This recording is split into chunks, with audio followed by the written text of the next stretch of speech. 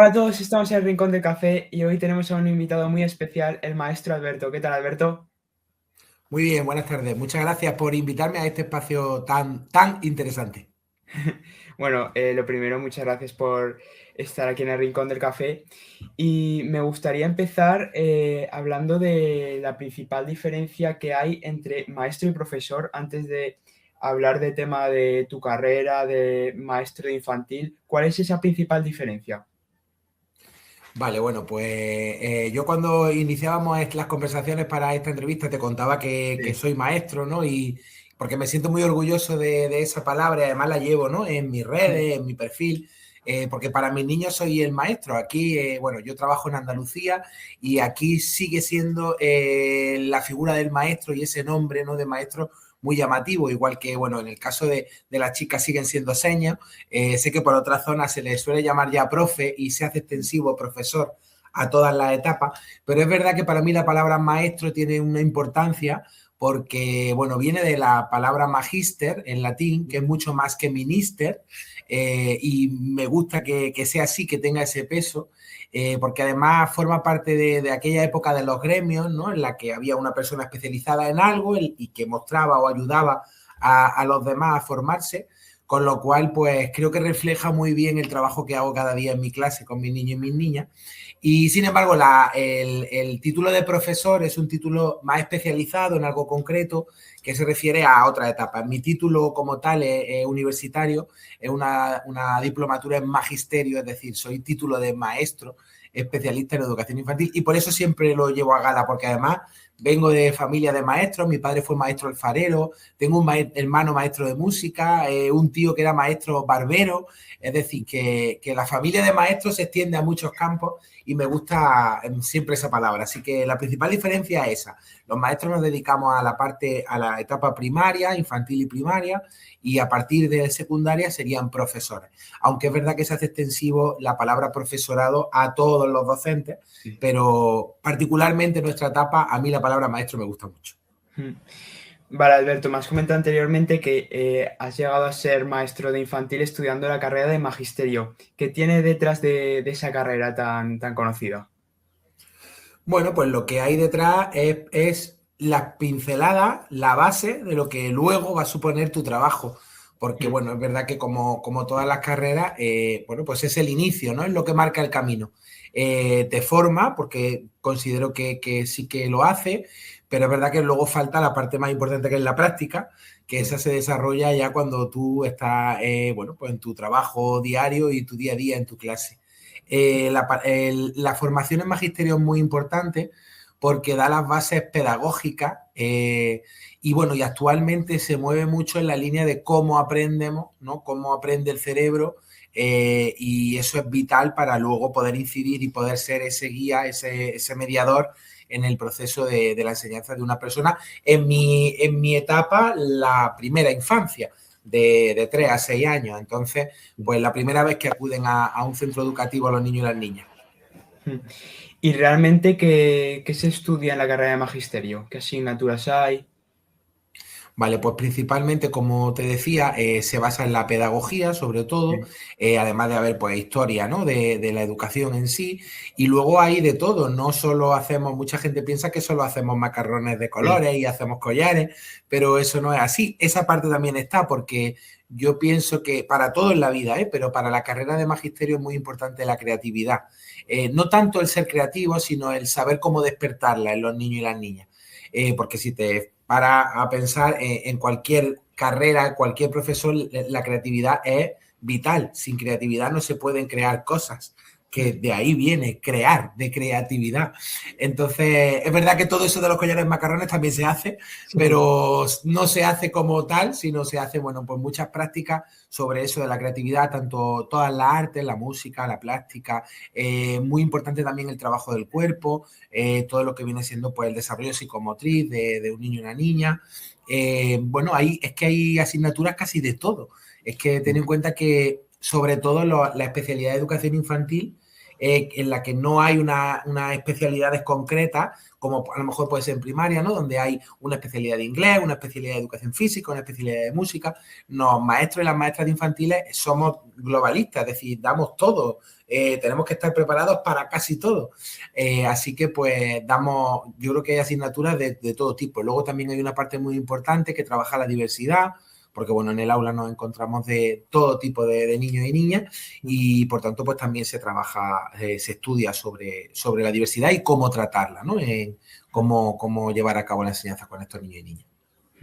Y tras estos 4 años de carrera, ¿luego hiciste algún máster especializándote en educación infantil? No, yo ya, una vez que tú haces el grado de magisterio, Sí, tú ya te especializas en una de las especialidades, es decir, en vale, infantil, en primaria, en inglés, en sí. educación física, en PT, en AL, en las distintas especialidades que hay. Entonces tú ya terminas tu carrera con ese grado de la especialidad.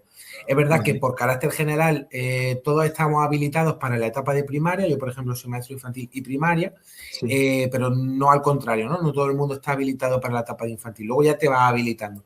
En mi caso, bueno, yo compaginé mis estudios de magisterio con mis estudios de arte dramático y venía con unos estudios de danza, es decir, la parte artística la tenía como muy completa, Sí. y entonces pues fui enlazando unos estudios con otros y no continué de forma formalmente, por así decirlo, con estudios Sí. formales, pero sí que no he parado de formarme en todo este tiempo al término de mi carrera. Y cuando ya terminaste tu etapa de formación, ¿ya entraste al colegio a dar clase? Bueno, en mi caso yo me dedico o sea, trabajo en la escuela pública, entonces soy Sí, funcionario de carrera, con vale. lo cual una vez que completé los estudios, pues me dediqué a preparar ese proceso selectivo, esas oposiciones, y durante ese tiempo pues también se aprende mucho. Y a partir de ahí, bueno, pues una vez que hice mis oposiciones, aprobé con muy buena nota, no saqué Sí, plaza, pero sí que me formé parte, ¿no?, de la lista de interinidad y empecé a trabajar pues como todo el mundo hace en este tipo de trabajo docente en la función pública, pues sustituyendo con vacantes y recorriendo Andalucía, porque además Andalucía es muy grande, recorriendo sí. Andalucía, conociendo mucha gente, aprendiendo mucho y finalmente pues obtuve mi plaza hace ya unos años, así que ese ha sido el devenir después de la carrera. Vale, pues ahora me gustaría hacerte una pregunta para la gente que nos esté escuchando y quiere ser maestro de infantil, ¿cuáles crees que son las claves para hacerlo? Pues mira, todo el mundo diría que la vocación. Para mí la vocación es muy importante. Yo soy maestro por vocación desde que recuerdo y para mí es muy importante, pero no creo que lo sea todo. Eh, Creo que eso es muy importante, el tener vocación, el que te guste el trabajo no de enseñar, porque al fin y al cabo el trabajo de maestro, esa es otra de las cosas que hay que tener en cuenta y que es la clave, no es tanto enseñar y es más aprender, porque al fin y al cabo nosotros aprendemos día a día de lo que ocurre en el aula, de cada niño, cada niña, de cómo intervenir con un niño o con una niña determinado en un momento determinado concreto. Entonces yo no enseño nada, yo simplemente estoy ahí, ayudo en el proceso de una persona que ya es persona, porque no es ni mini persona, ni personita, ni un niño ya es persona desde que nace, por tanto, yo ya formo parte de ese proceso, lo ayudo, lo guío, medio un poco entre el aprendizaje y ese niño o esa niña, y sigo aprendiendo día a día. Entonces, yo no enseño, esa es otra de los chips que tenemos que cambiar, no enseñamos, sino que, Vale. bueno, no somos transmisores de conocimiento como antes, ¿no? Sino que simplemente acompañamos un proceso maravilloso que es la educación de un niño y una niña. Entonces, los clics serían, las claves serían el tener esa vocación, que es importante, el estar preparado para seguir aprendiendo continuamente, no dejar nunca de aprender. Y luego yo creo que te gusta mucho la aventura, porque la escuela infantil es cada día una aventura. Cada día Sí. ocurre algo nuevo, cada día pasa algo distinto, tienes que saber responder, escuchar mucho lo que pasa a los niños y a las niñas, lo que les está interesando, lo que no, lo que necesitan. Entonces, yo creo que esas son las claves. Claro, porque ¿qué hacéis normalmente día a día? ¿Cuál es el día a día de un maestro de infantil?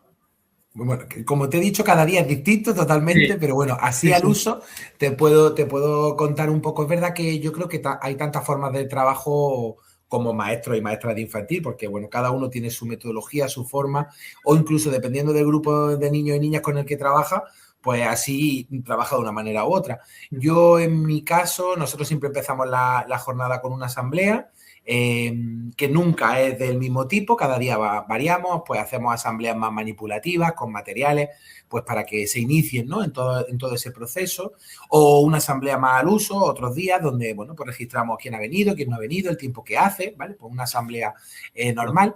Hay algunas veces que hacemos asambleas amables, al tipo de la Escuela Reggio Emilia, donde recibimos a los niños con propuestas que ya están en clase y cada uno participa con esas actividades de forma libre. Y luego hay asambleas también interactivas, digitales, ¿vale?, en las que utilizamos la pantalla digital, que también es importante, y sobre ella pues vamos trabajando esos aspectos. Entonces siempre el día se empieza con una asamblea. Vale. Yo en mi clase trabajo en pequeño grupo y trabajo por rincones, entonces hay distintos rincones en el aula y el alumnado va pasando por esos distintos rincones y en cada uno de esos rincones hay una propuesta, ya sean pues del tipo de trabajo de la grafomotricidad, de la lectoescritura, o en otro rincón pues el trabajo de la lógico-matemática, las construcciones, los experimentos, en otro rincón un juego más libre, más juego simbólico, en otro todo el aspecto dedicado al arte, ya sea pues al artístico, plástico, musical, dramatización. Entonces los niños van pasando por esos rincones a lo largo de todo el día en pequeño grupo. Y bueno, luego tienen un momento de aseo, de desayuno, tienen un momento de patio, que también es un ámbito educativo, no es jugar y jugar, sino que eso tiene también su aquel detrás. Tienen momentos para relajación, ¿vale?, que nosotros hacemos pues distintos tipos, desde el mindfulness, yoga, hacemos un poquito también de, bueno, pues de relajación variada. Y después pues hay otros trabajos, trabajamos por proyectos, en base a un proyecto concreto, con un producto final, empezamos esa competencia emprendedora con pequeños proyectos que derivan en pequeñas empresas, ¿vale? Y luego, bueno, pues cada efeméride que se trabaja, pues solemos preparar algo, la música, el cuento, el movimiento tienen un apartado muy importante, de hecho tienen momentos concretos en los que nos vamos a psicomotricidad, momentos concretos en los que trabajamos la música, momentos concretos en los que trabajamos el cuento, y cada día va variando, es que no hay un día fijo, porque además van pasando cosas, van ocurriendo cosas con los niños y las niñas, con lo cual tenemos que ir variando, cada día es un mundo.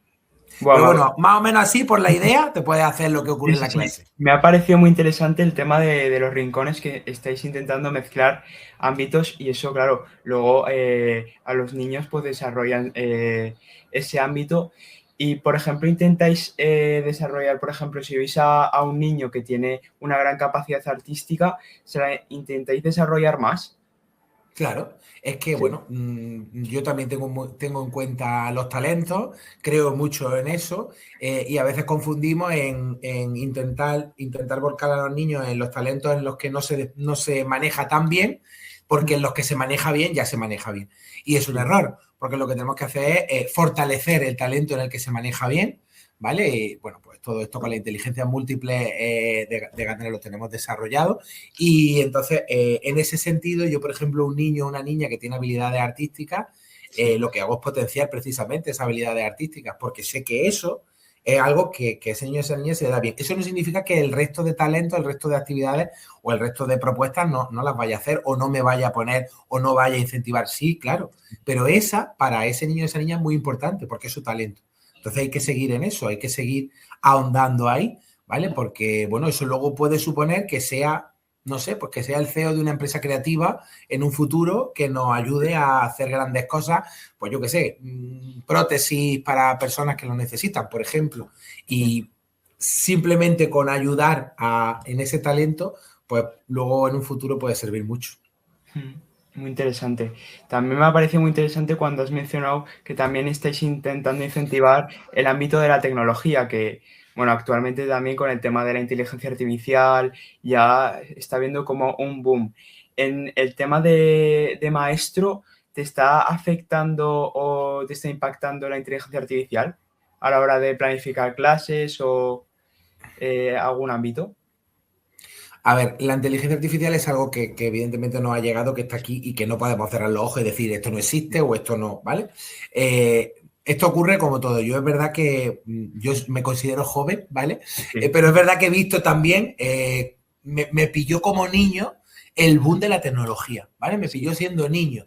Entonces yo viví, siendo niño, el boom de la tecnología, de cómo empezaban los ordenadores, cómo empezaban los teléfonos, cómo empezaba todo, ¿no?, a funcionar. Todo esto que ya tenemos hoy en día y que damos por hecho y que tú probablemente ya lo tengas dado por... Pero yo fui niño en aquel momento.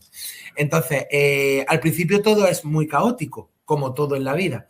Estoy seguro que el hombre de las cavernas, cuando descubrió el fuego, pues también se volvería loco, ¿vale? Cuando vería aquello, no sabría cómo se hace ni para qué sirve, se quemaría muchísimas veces y poco a poco fue, ¿no?, guiando eso. En este caso yo creo que ocurre igual. La IA es algo que está ahí, que puede ser muy beneficioso y también muy perjudicial, y que estamos ahora mismo en el proceso de ir guiando cómo nos desarrollamos con esto.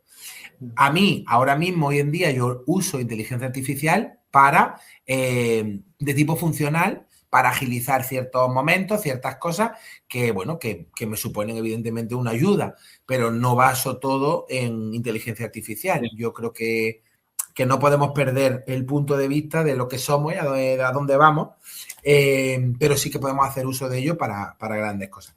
En clase no la uso tanto, pero sí que es verdad que en un momento determinado, a mí como maestro infantil me ocurría que muchas veces, pues a la hora de diseñar un trabajo, una ficha, a lo mejor tenía que hacer, fíjate, una cosa muy sencilla, pero a lo mejor tenía que hacer un dibujo en el que aparecieran 3 hojas, 2 árboles y yo qué sé, y un banco. Y no encontraba ningún dibujo en el que aparecieran 3 hojas, 2 árboles y un banco. Entonces, me tocaba como maestro dibujar 2 hojas, ¿no?, y demás.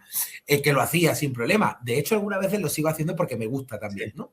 Pero ahora con esto tenemos una herramienta que, bueno, que si tú quieres algo concreto, muy específico, pues rápidamente utilizándola un poco tienes ahí un resultado bastante interesante. ¿En el aula trabajamos la tecnología? Sí, trabajamos un acercamiento y de igual manera que la IA forma parte del día a día de mis niños y niñas. No tiene sentido que yo les tape los ojos y les diga, no, pantallas no. Es que las pantallas las tienen por suerte o por desgracia en cuanto salen del cole. Hay niños que las tienen más tiempo, hay niños que apenas la usan, pero están ahí. Entonces, mi trabajo es compensar eso y precisamente trabajar con la pantalla dándole un sentido pedagógico y sacando un aprovechamiento didáctico de eso. En clase tenemos una pantalla digital donde, por ejemplo, pues como te contaba, hacemos en determinadas ocasiones la asamblea interactiva, que es rápida, que es táctil, que uso esa tecnología desde un aspecto funcional, en el día a día del aula e integrado, no como algo pasatiempo, no como un premio, sino para tiene una función, es trabajar la asamblea, vamos a ver cuánto hemos venido, qué tiempo hace, qué tal, y vamos a registrarlo aquí. Entonces, no uso la pantalla como un proyector de dibujos animados, ni uso la pantalla siempre para sacar un aprovechamiento. Es decir, yo voy a las TAC, ¿vale? Más de las TIC, voy a las TAC y últimamente también a las TEC, porque al fin y al cabo intento generar productos tecnológicos con los niños que sirvan para el empoderamiento, ¿no? Y ir un pasito más allá. Entonces, la uso de manera funcional en el día a día. Y la IA, pues ya te cuento, me ayuda un poco, la verdad. ¿Y a los estudiantes crees que les va a venir la IA para bien o para mal? También porque lo podemos ver desde una perspectiva que puede ser beneficiosa, pero también, dependiendo de cómo se usa, puede perjudicar. ¿Cuál es tu opinión?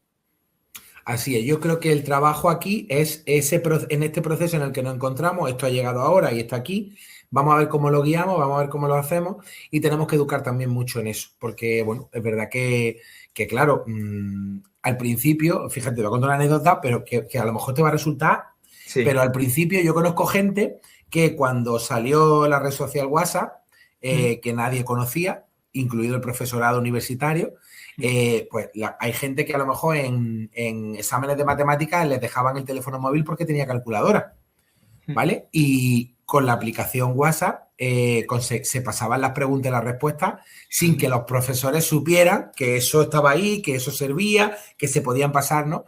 Entonces, eso ocurría al principio cuando llegó WhatsApp, eso ocurría y eso es Vox Populi.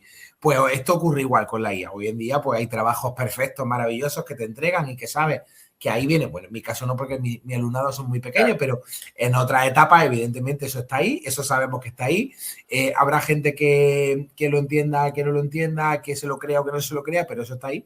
Entonces yo creo que hay un proceso de educación en el que tenemos que volcarnos todos, la sociedad al completo, tanto familias como docentes, desde todos los ámbitos, para de alguna forma organizar, vale, esto está ahí, es una cosa muy beneficiosa, pero vamos a ver cómo se usa, vamos a ver qué límites tiene, vamos a ver qué podemos hacer, vamos a ver. Entonces, es un poco un proceso de educación en el que nos encontramos, que yo creo que es muy importante. Totalmente de acuerdo. Y ahora me gustaría hablar hemos hablado del ámbito tecnológico y en el ámbito de los idiomas, como por ejemplo el inglés, que es uno de los idiomas más hablados, ¿cómo lo trabajáis en clase? ¿Ya le estáis intentando dar alguna clase muy, muy básica de inglés o ya se trabaja en primaria? Claro, el inglés ya por ley, por las últimas modificaciones legislativas de educación, ya tiene de alguna forma el inglés está dentro del currículum de educación infantil.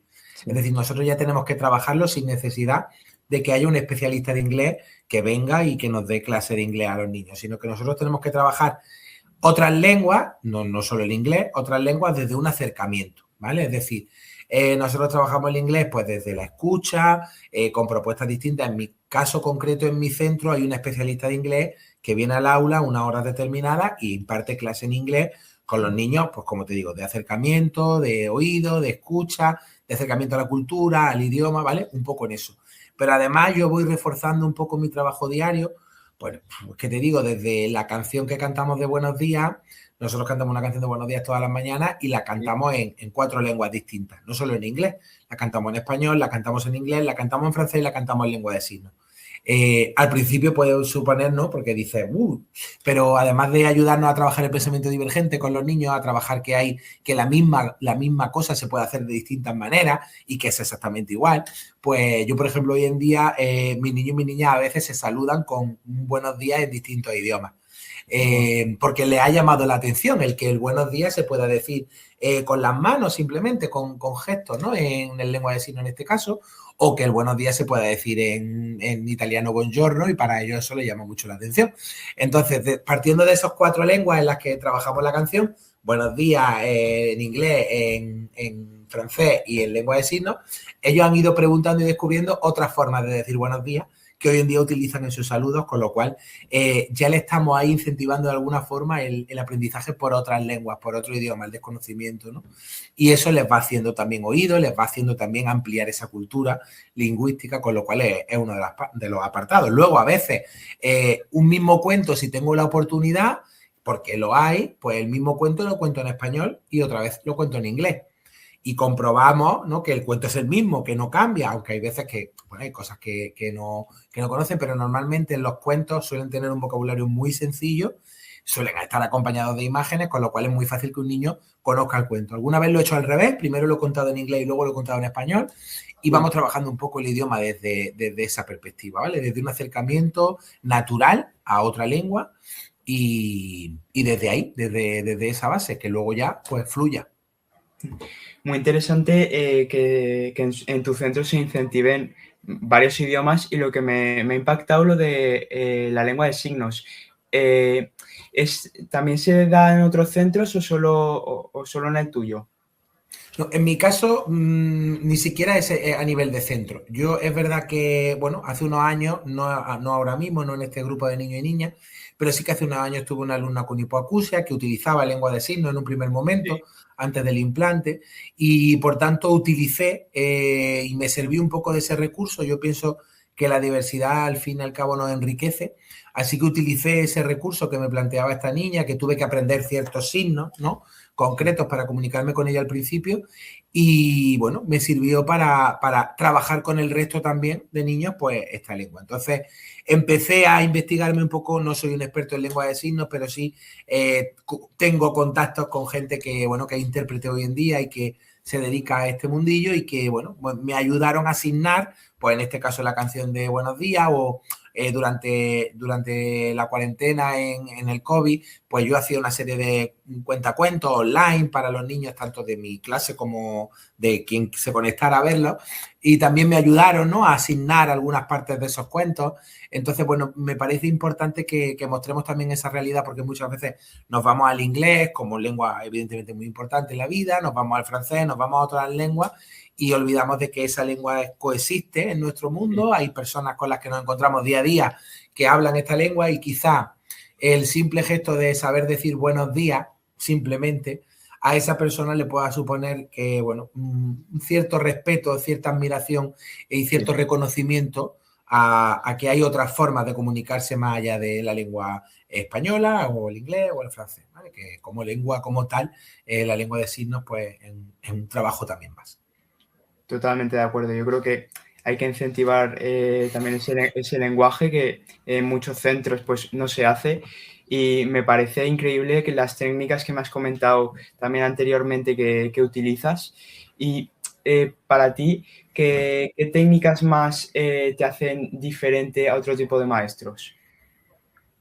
Pues yo, no sé, esa pregunta me la han hecho varias veces y la verdad que nunca sé qué decir, porque a mí no sé qué es lo que me hace diferente. Mira, es verdad que hay una cosa que hago y es que escucho mucho lo que pasa a mi alrededor. Sí. Más que observar y registrar, que también lo hago, pero escucho mucho lo que ocurre con mis niños y niñas, lo que les interesa, lo que les está pasando, si tienen algún problema concreto, si veo que algo no funciona de lo que estamos haciendo. Entonces, en base a eso, articulo todo.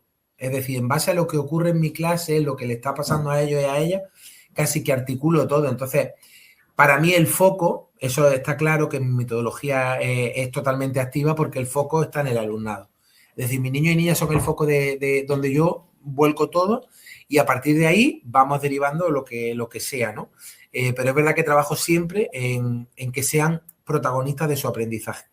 Entonces, yo creo que eso es quizá de los factores, pero realmente muchos docentes ya hacen esto. Combino muchas metodologías dependiendo del momento, dependiendo de los niños que tengo, dependiendo de... Es que es muy completo, no sé, no podría decirte, pues mira, yo hago esto distinto.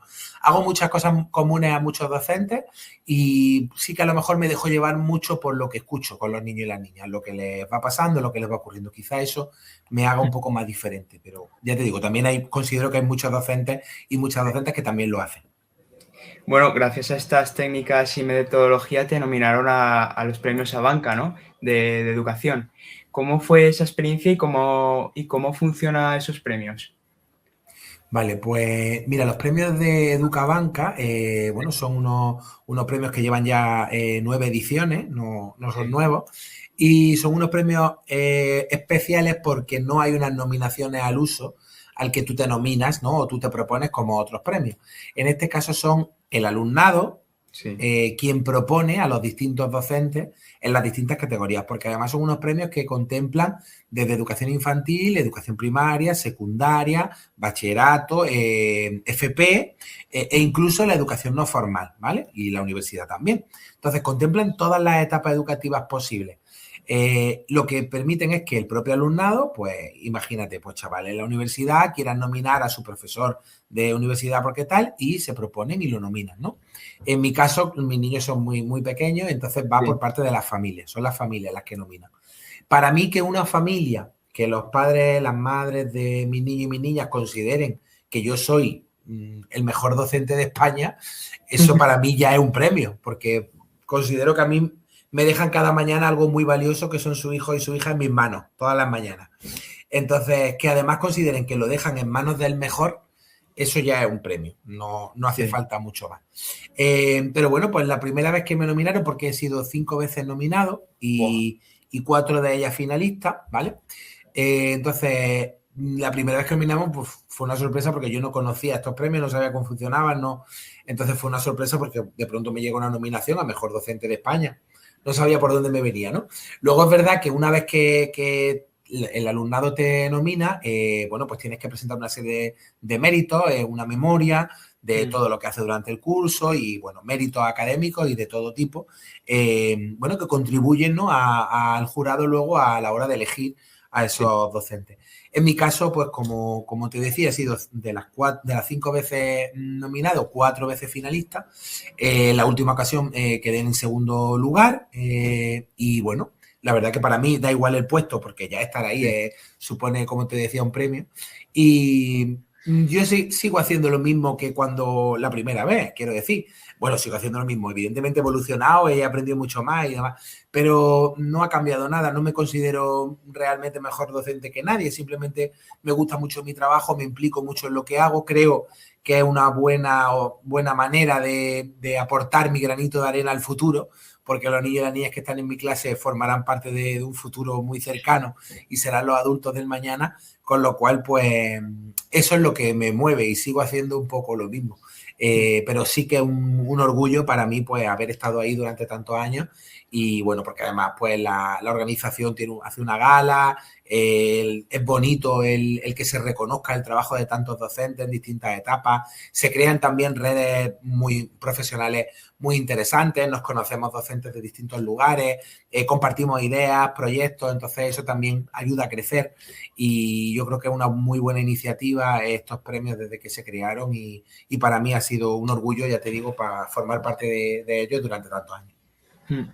Y tú me has comentado que has ido a 5 galas. La primera vez que fuiste, ¿cuál fue tu experiencia? Pues mira, la primera vez fue bastante difícil porque fue Sí, online, porque tuvimos una pandemia, no podíamos movernos. Entonces, para mí fue la primera vez, la primera vez que de alguna forma, hacía una experiencia inmersiva en el metaverso. sí. Porque, bueno, crearon una especie de isla y cada uno teníamos un avatar y teníamos que ir a la gala, tenías que vestirte incluso de gala, ¿no? Era como un mundo así de videojuego que yo estaba desconocía en aquel momento. Y bueno, y asistimos a la gala online.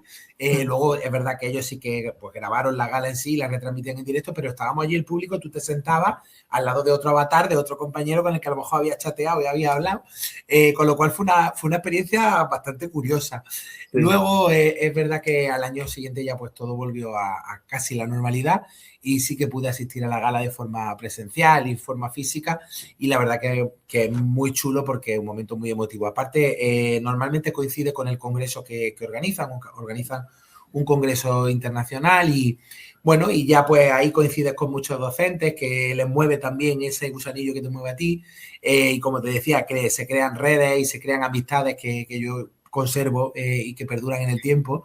Y luego, pues el momento de la gala es una gala, se les conoce como los Goya de la educación. Es una gala al uso, con su alfombra, en este caso azul, con Sí. su público en su teatro. Además, se han hecho en distintos espacios, pero la mayoría de veces se ha hecho en el espacio de Abanca, en la Fundación Abanca, que está en Coruña, justo no recuerdo ahora, en Cantón Grande me parece que se llama, y pues un edificio así, además de un arquitecto, no recuerdo el nombre, pero un arquitecto famoso y un edificio muy llamativo, con unas luces y muy espectacular, todo muy espectacular. Sí. Entonces cuando vas allí, pues eso vas con la alfombra y de tus fotocalls, los periodistas, es un poco como gala de los premios Goya. Incluso no conocemos los resultados hasta el momento que se dice. Allí estamos los 10 finalistas, los 10 de cada categoría, y en ese momento se van nombrando por orden, ¿no? Hasta que llega el primero. Entonces, imaginad en mi última ocasión, que fui el segundo, estuve hasta el último momento sin saber si era el primero o no. Estuve ahí como, que además luego nos dictaron de la compañera que fue galardonada como en esta ocasión, en el 2025, pues nos dictaban 4 puntos solo, o sea, que había una diferencia mínima. Pero bueno, fue muy bonito, muy emocionante y la verdad que cada año lo vivo mejor. Sí. Bueno, pues qué bonito que por un trabajo que te encanta, que te lo reconozcan así. Y una pregunta que te quería hacer es, has mencionado antes lo de la pandemia y cómo fue ser maestro de infantil en la pandemia, porque, por ejemplo, en educación primaria o educación secundaria, pues se podía hacer alguna videollamada para dar clase o cómo estaba el alumnado, pero en educación infantil, ¿cómo se planteó? Pues mira, para nosotros fue muy difícil, efectivamente, porque nuestros niños y nuestras niñas no tenían competencias digitales. Sí, Era imposible que se conectaran de forma autónoma a nada y si las familias estaban trabajando, era imposible es decir, fue muy difícil. Cada uno yo creo que lo hicimos de una manera determinada. Yo, por ejemplo, en mi caso, tiré de algo, en aquel momento yo trabajaba en un pueblo de Cádiz, sí, y mi familia no tenían demasiado acceso a plataformas digitales, ¿no? Como hoy en día tenemos tantas. En aquel momento mis familias tiraban mucho de una red social como Instagram. Entonces empecé a comunicarme con mis niños y niñas por Instagram. De hecho, mi Instagram empezó ahí, empezó en ese momento porque fue la forma que tenía. Yo sabía que las familias de mis niños se conectaban a esa red social. Entonces fue la forma que tenía y lo hice a través de esos cuentacuentos que yo te contaba, donde fui enganchándolos, ¿vale? De alguna forma. Luego se engancharon niños de todos sitios. Sí. Pero en un primer momento los enganché así. Y luego a partir de ahí lo organizamos de forma, en aquel momento también era coordinador de ciclo, así que tuve que organizar yo el trabajo de todo el centro. Lo organizamos de forma que mandábamos una propuesta semanal de actividades simbólica, ¿vale? Que para poder hacer en casa, y un reto semanal que tenían que conseguir. Entonces, simplemente nosotros valorábamos esos retos, veíamos esos retos y de vez en cuando hacíamos una conexión por videollamada con los niños y con las familias. Porque, bueno, era importante también vernos y saber que estábamos ahí. Así que es verdad que a mí me veían muchas veces porque con los cuentacuentos me veían contar el cuento, pero yo no los veía a ellos y luego cuando hacíamos esas conexiones, pues recuerdo que eran muy emotivos porque veía a tus niños, ¿no? Cada uno en su casa y era un poco, bueno, fue una época que le guardo mucho cariño porque pasaron también cosas muy bonitas, pero bueno, no fue fácil. Y ser maestro infantil en aquella época tampoco lo fue, la verdad, porque costaba trabajo. Había niños había veces que casi que no sabía si estaba llegando a todos porque no lo sabía. Y de hecho yo en algún momento tuve que coger directamente el teléfono y hablar con la familia por teléfono porque no había forma de saber, ¿no? Luego pues que resulta que habían estado de viaje en un sitio y entonces la había pillado fuera y en fin era una situación distinta, pero es verdad que fue difícil llegar a nuestro alumnado. Fue una tarea no sencilla. Sí, me parece bastante interesante cómo vivisteis los profesores de educación infantil. Eso porque, claro, al no tener esa competencia digital los niños no es bastante distinto porque en educación primaria o educación secundaria pues podías hacer esas videollamadas y comunicarte con el alumnado, pero me ha parecido muy interesante la experiencia que has contado y también cómo surgió esas redes sociales. Luego, ¿cómo seguiste con las redes sociales de Maestro Alberto al terminar la pandemia? Bueno, pues me di cuenta precisamente en pandemia que muchos compañeros y compañeras también compartían lo que íbamos haciendo en aquel momento y muchos compañeros y compañeras me preguntaban, oye, ¿y esto cómo lo has hecho? ¿Y este material no lo puedes compartir? Y yo siempre intento ayudar a todo el mundo y es decir, no tengo una cuenta que pida a cambio de nada, no pido like, es decir, yo comparto aquello que pueda resultar interesante y si a alguien le interesa, pues aquí estoy y si puede ayudarlo, pues estupendo. Y bueno, de eso luego pues han surgido pues algunos libros que he escrito a partir de eso, ¿no? También de ese afán de compartir, algunas formaciones online que también realicé en aquella época. Entonces, Instagram para mí fue un poco una ventana al mundo de compartir mi trabajo. Es verdad que en aquel entonces llevaba una línea distinta a la que lleva ahora, pero bueno, en aquel momento funcionaba así, funcionaba que tú compartías tu trabajo, tu día a día. Hoy en día ya como hay tantas redes, hay redes casi para cada ámbito, ¿no? Y dependiendo de lo que tú busques, pues puedes encontrar en un sitio u otro. Pero en aquel momento Instagram funcionó así. Y para mí, pues a partir de Instagram ya y de Facebook, pues fui compartiendo mi trabajo y vi que, bueno, que tenía gente que le interesaba y que podía ayudar a otros niños, otras niñas en otros sitios, familias que me preguntaban o se interesaban en cómo se hacían las cosas. Y a partir de ahí, pues seguí generando un poco de contenido. Es verdad que tengo que reconocer que no soy tan consumidor como generador, por así decirlo. Es verdad que genero mucho más que consumo. Pero bueno, sí que también uso redes sociales pues para nutrirme y conocer otras experiencias de otros compañeros y compañeras, pero principalmente ese es el cometido. Sí, vale. ¿Y tienes algún futuro proyecto con estas redes sociales para pues, mejorar lo que me has comentado anteriormente, de compartir proyectos para que ayuden a niños y a niñas o a educadores? Yo sigo un poco la línea, como te decía, la misma línea que llevaba. Comparto lo que voy haciendo y voy pues respondiendo a la gente que tiene dudas o que me pregunta algún material. Y de hecho ya lo que hago es directamente compartir el material. Comparto el material que me suelen pedir sin ningún tipo de nada, de intercambio de nada. Y sigo un poco esa misma línea. Yo es verdad que me he pasado a la parte de compartir desde otro formato porque es verdad que también la presencialidad es muy importante, ¿no? porque tú puedes exponer en redes un material o algo concreto o hablar de una metodología y a veces pues hay errores, ¿no? Y puede dar lugar a error.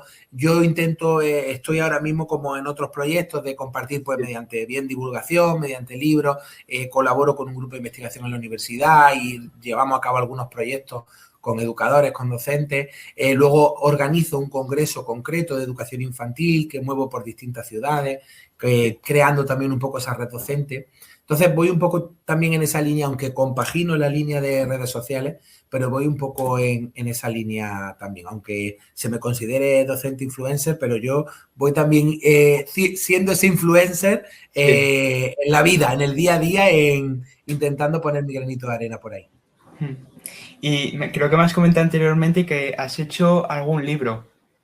Sí, Sí. bueno, hay varias cosas. He colaborado en muchos de los libros sobre situaciones de aprendizaje en infantil, sobre la lógico-matemática, sobre breakout educativo en infantil también, sobre el desarrollo de la competencia lingüística y además concretamente desarrollé un libro concreto en el que solo participo yo, digamos que soy el autor, que se llama Un viaje lleno de aventuras, que trata pues de la aventura que vivimos día a día en el cole, en el aula de infantil y cómo enfocar esas situaciones de aprendizaje que legislativamente nos llegaron hace poco y bueno, cómo afrontarle y cómo llevarla a cabo a la práctica. Y luego, además de esos libros que son de carácter divulgativo, de compartir experiencia y demás, pues tengo como buen maestro infantil algunos cuentos publicados pues de diversa índole y que también funcionan bien y bueno, que se hacen en esa misma línea, ¿no? Pues uno de ellos, Mamá Exploradora, surge de cómo afrontar un cáncer de mama en un niño de infantil. Cómo le cuenta a un niño de 5 años que su mamá va a pasar por un proceso y que no sabemos dónde va a parar ese proceso, ¿no? Entonces, pues surge de ahí, se creó un cuento, a ese niño le ayudó mucho y, bueno, pues decidí publicarlo porque quizá a otros niños le podía ayudar. Luego, pues hay otros cuentos que están a punto de salir, que están ahí también, pues, de historias que se han ido creando en el cole y que pueden servir a otros. Así que estamos un poco casi editando. Y ahora que estamos hablando del ámbito de la lectura, ¿crees que se está perdiendo con el uso de la tecnología ese ámbito de leer? Claro, es que el ámbito de leer en un libro, ya a los adultos muchas veces se nos pierde. Yo sigo leyendo el libro, ¿vale? A mí me gusta el papel, me gusta la sensación de lectura en un libro, el olor a hoja, no sé, todo lo que impregna ese momento. Entonces, yo sigo siendo fiel al libro físico. Pero es verdad que ya pues muchos adultos leen libros electrónicos, ¿no? Leen en plataformas, ya se está perdiendo un poco eso en el adulto y al final el niño o la niña también es un reflejo del adulto que ve. Entonces, si ve a un adulto que lee en una pantalla, va a ser difícil que el niño por iniciativa propia coja un libro.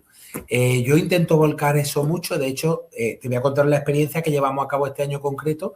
Vale. Para celebrar los cumpleaños en mi clase, no celebramos cumpleaños al uso, nos llevan tarta, nos llevan regalos, nos llevan, soplamos velas, porque soplamos velas en una tarta que tenemos allí, simbólica, pero lo que hacemos son cumplecuentos.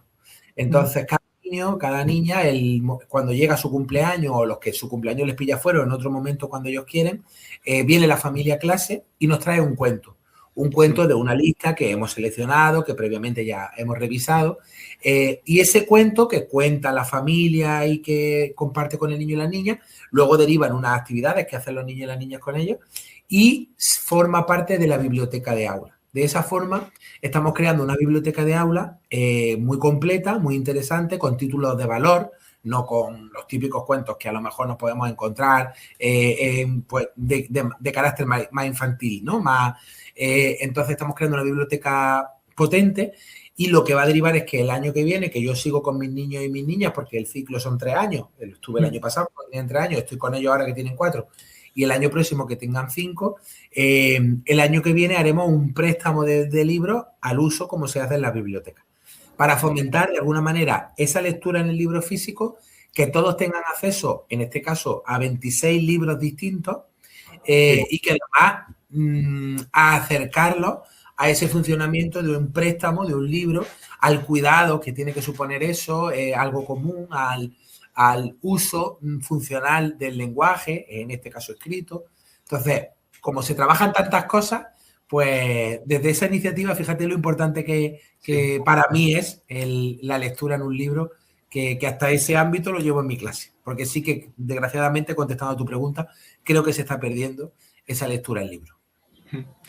Claro, y también con esa iniciativa estáis incentivando a los niños a leer y que tampoco se pierda esa forma, porque a mí me parece muy importante la hora de la lectura, porque, por ejemplo, luego al día de mañana lo vas a necesitar, necesitas un montón la comprensión, luego en asignaturas, por ejemplo, en matemáticas, si no tienes esa comprensión, no vas a poder captar el problema. Entonces, a mí me Claro. parece fundamental y yo soy también de escribir a mano porque no se puede perder esos ámbitos.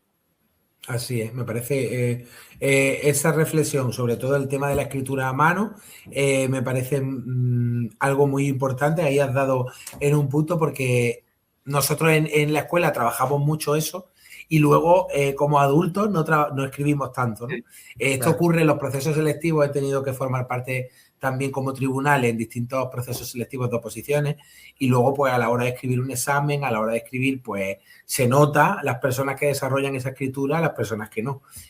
Así que es un ámbito importante porque, bueno, al fin y al cabo a escribir se aprende escribiendo y si dejas de escribir, pues no es que se te olvide, pero sí que mejora mucho tu práctica. Así que, bueno, es importante también la escritura. Totalmente. Vale, pues ya vamos a ir terminando la entrevista, pero me gustaría terminar con una reflexión y para que le mandaras como un mensaje final a los padres, bueno, y a las personas que nos estén viendo. Pues bueno, no sé exactamente. Voy a mandar un mensaje a todo el mundo, si te parece, a todo el mundo que nos vea, porque bueno, sé que me verán muchos de mis niños que, sobre todo, fíjate que ahora lo que me ocurre es que muchos de los seguidores, digamos por así decirlo, fueron niños de mi clase hace años, porque ahora Sí, el perfil de seguidores, ¿no? La edad sí, en la que nos encontramos en redes, resulta que ya son ni alumnos que yo tuve como maestro. Yo empecé siendo maestro muy joven, aunque soy muy joven, pero sí. empecé siendo muy joven. Entonces, ya hay seguidores que fueron mis niños. Así que, mira, el mensaje se lo voy a dedicar a mis niños, a los que fueron Sí. mis niños, a los que son mis niños y también se lo voy a dedicar a los que serán mis niños, que seguro que lo verán en un futuro y Sí, sí, sí, espero. buscando el maestro Alberto, seguro que lo verán en un futuro y dirán, mira mi maestro que ya hablaba de esto hace muchos años.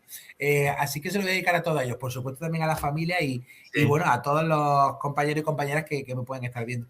Para mí, la escuela infantil, el niño y la niña, tiene una base, es primordial en la vida de una persona, porque es donde se sienta todo, donde empieza todo, donde empiezan las grandes cosas, las grandes historias, las grandes aventuras, los grandes sueños.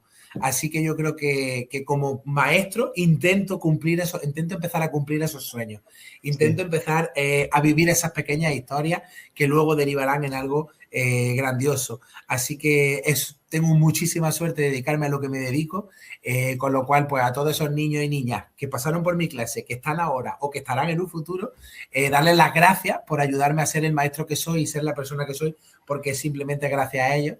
A la familia, tanto las que tengo como las familias que nos estén viendo, recordarles lo importante que es los primeros años de vida en un niño y una niña, donde se sientan todas las bases de todo y por tanto en la necesidad de ir de la mano los docentes y las familias siempre. Y luego a los compañeros y compañeras que nos estén viendo también como docentes o futuros docentes, pues recordarles su vocación, sus ganas, lo importante que es el recordar por qué somos maestros, por qué somos docentes, por qué nos dedicamos a esto en el día a día, porque cuando tengamos esos momentos malos tiremos de ellos.